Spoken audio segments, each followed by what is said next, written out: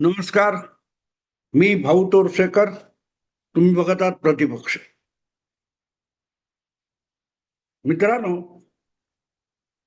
राजकीय पक्ष असो, एखादी कंपनी असो, एखादी संघटना असतो, चार माणसं एकत्र येऊन जेव्हा काहीतरी करत असतात ना, तेव्हा त्या चौघांचा किंवा जितके लोक एकत्र आलेत, मग ते 4 असोत किंवा 4 लाख असोत, त्यांच्यातला समन्वय हा सगळ्यात महत्वाचा धागा असतो. तो समन्वय बिघडला की संपलं. एखाद्या माळेमध्ये मणी ओवलेले असतात, त्या सगळ्या मण्यांना एकत्र जोडणारा तो धागा असतो आणि त्यामुळे तो धागा तुटला की ती मण्यांची माळ राहत नाही, ते विस्कटलेले पसरलेले मणी होऊन जातात. आणि म्हणून व्यवस्थापन, समन्वय या गोष्टी फार महत्वाच्या असतात.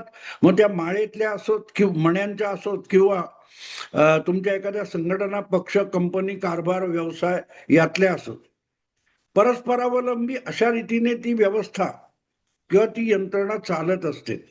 त्याच्यामध्ये गल्लत करून चालत नाही. आणि म्हणून एक जमाव आणि एक पोलीस किंवा सैनिकांची तुकडी यामध्ये संख्याबळामध्ये प्रचंड फरक दिसतो. पण सुसंघटित अशी पोलिसांची किंवा लष्कराची एक तुकडी त्यांच्या 10 पट नव्हे 100 पट लोकांवर मात करते. ती शस्त्रामुळे नाही, त्यांच्या समन्वयाने होणाऱ्या एकत्रित कृतीमुळे, सामुदायिक कृतीमुळे.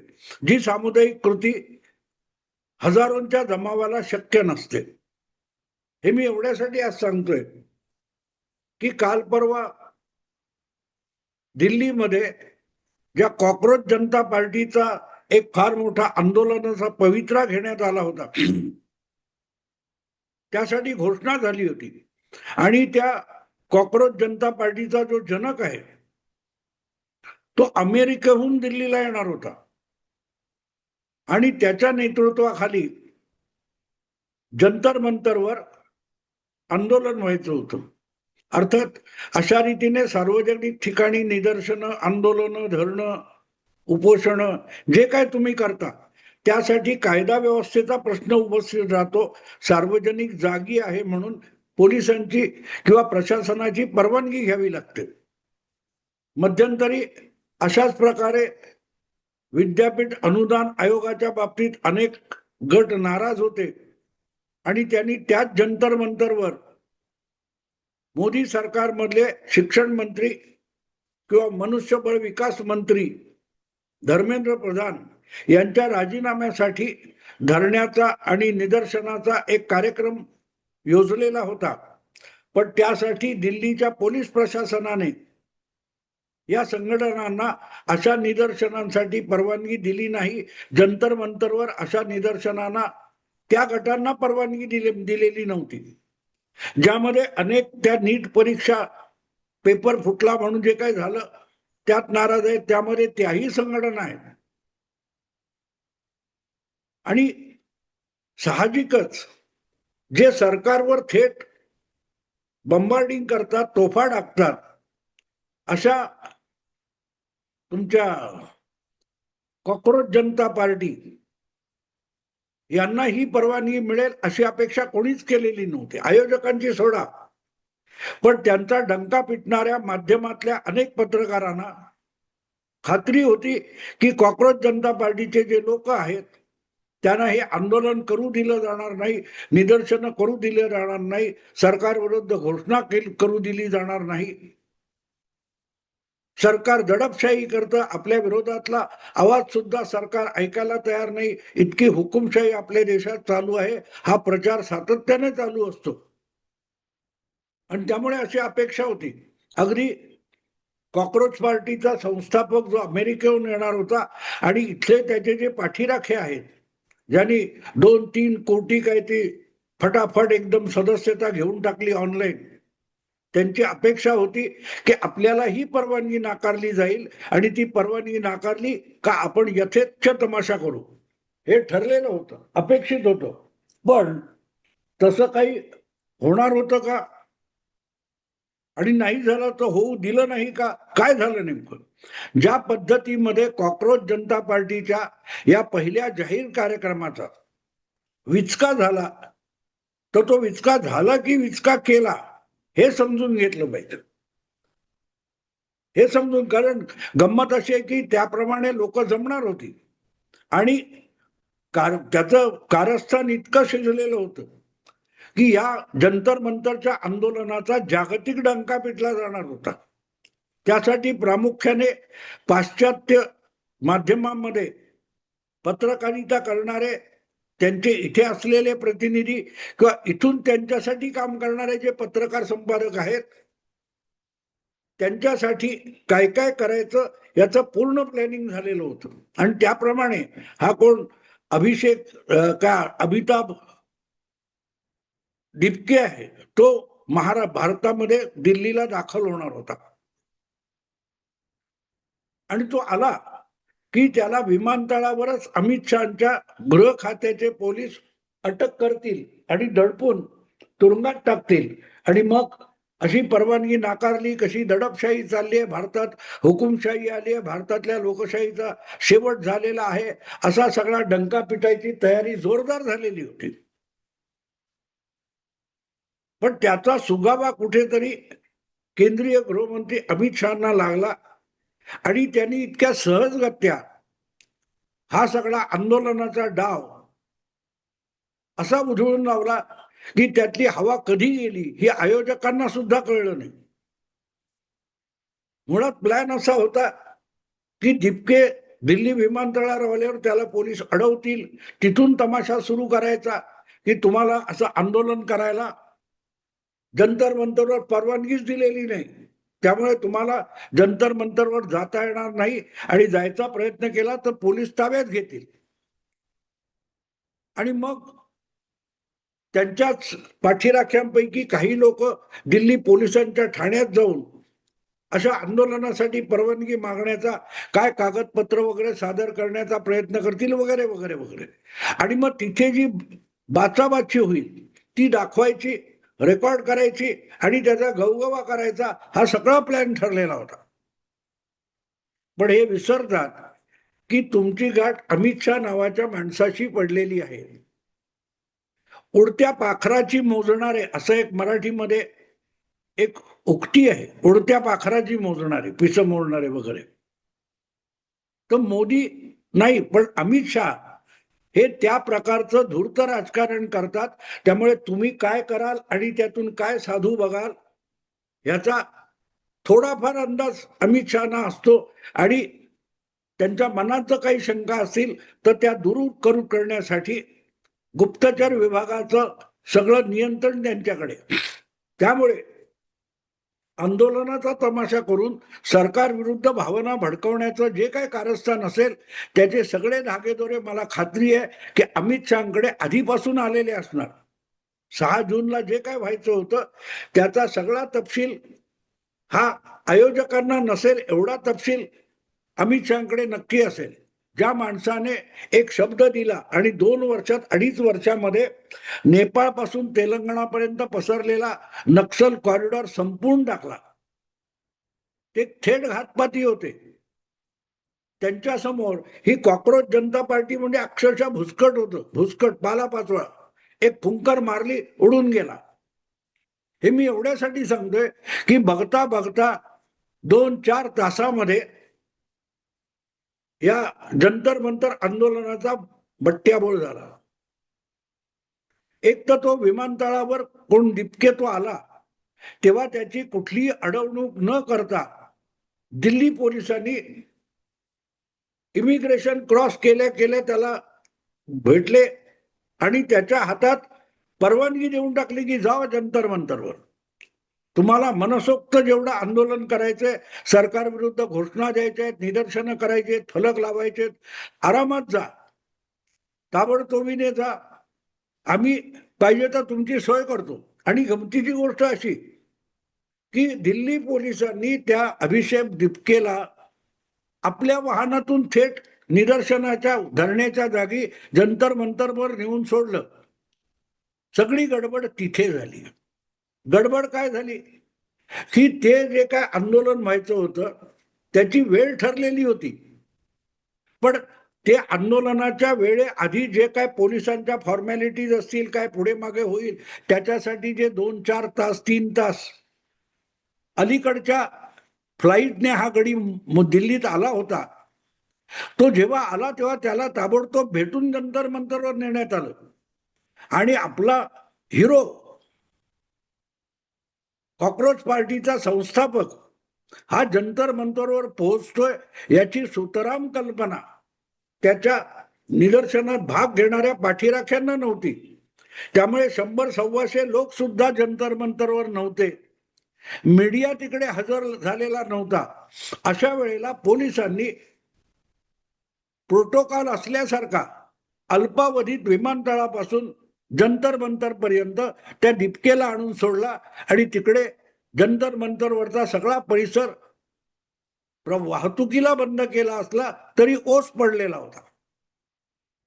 आता ज्या वेळेला दीपके तिथे पोहोचला आणि एवढा मोठा हिरो 2 कोटीपेक्षा अधिक सदस्य असलेल्या पक्षाचा संस्थापक तिथे पोहोचला, तेव्हा त्याचं स्वागत करायला, त्याला हार घालायला गर्दी झाली नाही.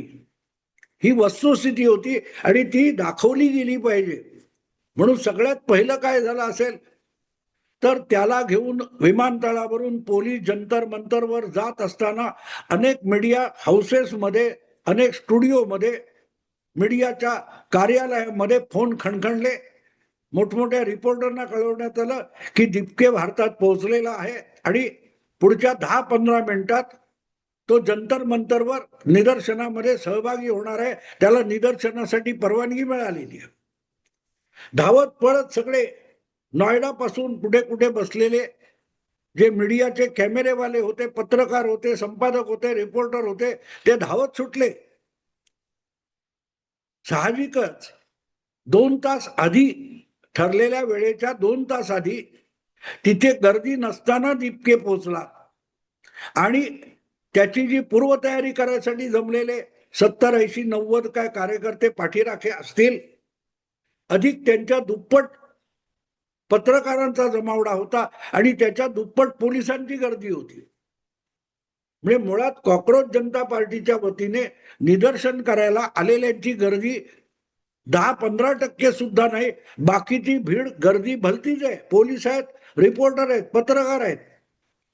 पण कॉक्रोच जनता पार्टी म्हणून जे निदर्शक आहेत ते 100मध्ये 15 सुद्धा नाहीत, 8 सुद्धा नाहीत. हे जे चित्र तयार झालं त्याचं रेकॉर्डिंग ताबडतोब सुरू झालं. अनेक पत्रकारांनी, कॅमेरामननी त्या लोकांना गाठून त्यांच्याशी बोलायला सुरुवात केलं आणि सर्वात आधी आपल्याकडे बातमी आली हे दाखवण्यासाठी अनेक राष्ट्रीय वृत्तवाहिन्यांनी तात्काळ थेट लाईव्ह सुरू केलं. देशाच्या कानाकोपऱ्यात कॉक्रोच जनता पार्टीच्या विषयी थोडीफार सहानुभूती असलेले जे कोणी पाठीराखे वगैरे असतील त्यांना ते दृश्य बघून धक्काच बसला की ज्या पक्षाला 2-4 दिवसामध्ये 2 कोटीपेक्षा अधिक व्हर्च्युअल ऑनलाईन सदस्य मिळाले, त्या पक्षाचा खराखुरा संस्थापक निदर्शनाचा पहिला कार्यक्रम आयोजित करतो आणि त्यासाठी तो ठरलेल्या जागी पोहोचतो. तिथे चिटपा करू नये 50-100 लोक सुद्धा निदर्शक म्हणून हजर नाहीत.